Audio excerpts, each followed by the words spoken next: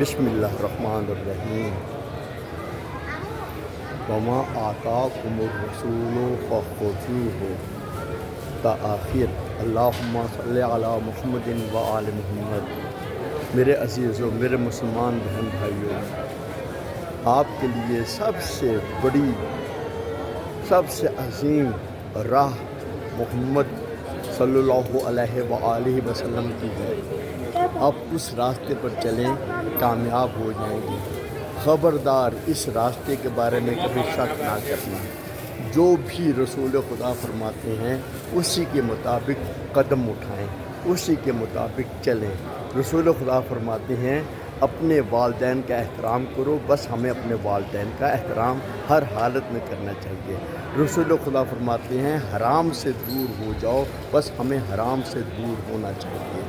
रसूल खुदा फरमाते हैं किसी को धोखा फरेब ना दो। बस हमें किसी को धोखा फरेब नहीं देना चाहिए। रसूल खुदा फरमाते हैं कुछ भी हो जाए खुदा पर एतमाद और भरोसा रखो। बस हमें खुदा पर एतमाद और भरोसा रखना चाहिए। रसूल खुदा फरमाते हैं वाजिबात पर अमल करो। बस हमें वाजिबात पर अमल करना चाहिए। उन वाजिबात में से एक नमाज है। नमाज के बारे में मुकम्मल तवज्जो दें। अल्लाह ताला ने हमारी बहुत अच्छी रहनुमाई की है कि वस्तईनु, अल्लाह ताला से मदद मांगो, बिसब्र व सलात, सब्र के साथ और नमाज के साथ। और इसी तरह या अय्युहल्लज़ीना आमनुस्तईनु बिसब्र व सलात, है ईमान लाने वालों अल्लाह ताला से मदद मांगो सब्र के साथ और नमाज के साथ। जब हम ये काम करेंगे, और अल्लाह ताला ने ये भी हमें तहदीद की है कि जो नमाज नहीं पढ़ते वो जदी लोग हैं, वो बागी लोग हैं, वो ख़राब लोग हैं, वो शैतान के पैरोकार हैं। और जो नमाज पढ़ने वाले हैं वो खाशे लोग हैं, वो खुशू व खुशू करने वाले हैं। खुदा उनके साथ है। तो आप नहीं चाहते कि खुदा हमारे साथ रहे? बस नमाज के बारे में ये मसला समाज फरमाएँ। अगर तो आप तन्हा नमाज पढ़ना चाहती हैं तो उसमें आपके बारे में कह दिया कि आप नमाज तन्हा पढ़ सकते हैं। लेकिन अगर बाद जमात पढ़ेंगे, अगर आप लेट आए हैं तो जब बाद जमात पढ़ेंगे तो जब तक इमाम तकबीर ना कह दे उस वक़्त आपने तकबीर नहीं कहनी। जब इमाम तकबीर कह दे तो फिर आपने तकबीर कहकर बस जो कुछ इमाम कर रहे हैं रुकू सुजूद आपने जाना है।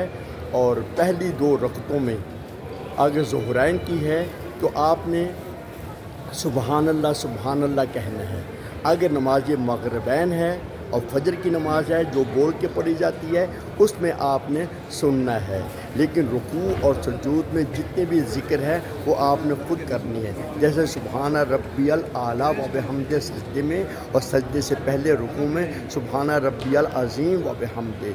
इसी तरह तशहुद आपने पढ़नी है। इसी तरह आपने सलाम भी खुद ही करना है। हाँ, अभी एक मसला है कि आप लेट आए हैं और नमाज जो है वो खड़ी हो चुकी है। पहली रकत में है या दूसरी रकत में है या तीसरी रकत में है या चौथी रकत में है। तो आपने उनके उस वक़्त जब शामिल होना है पहली 2 रकतों में तो जहाँ चाहें आप या अल्लाह कहकर तकबीर कहें, नियत करें, तकबीर कहें और शामिल हो जाएं।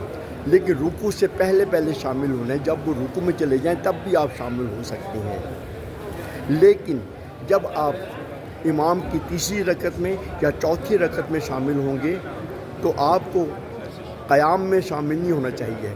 अगर आप क़याम में, क्योंकि आपकी पहली रकत है या आपकी दूसरी रकत है, यानी कि इमाम की जो है वो तीसरी रकत है या चौथी रकत है और आपकी पहली रकत है, तो आपने पहली रकत में कम से कम अल्हम्दुलिल्लाह तो आपने क़याम की हालत में पढ़नी है। लेकिन अगर आप देखने का क़याम की हालत में आप अल्हम्द नहीं पढ़ सकते तो फिर आप सब्र करें।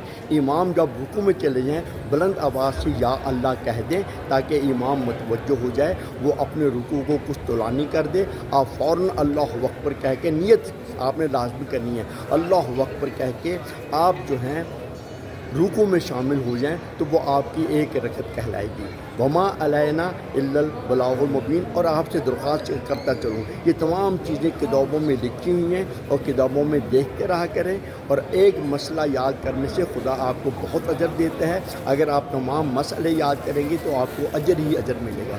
وما علینا الا البلاغ المبین۔ میں مولا رضا کے حرم میں آپ سب کے لیے دعا گو رہتا ہوں۔ آپ سے بھی التماس ہے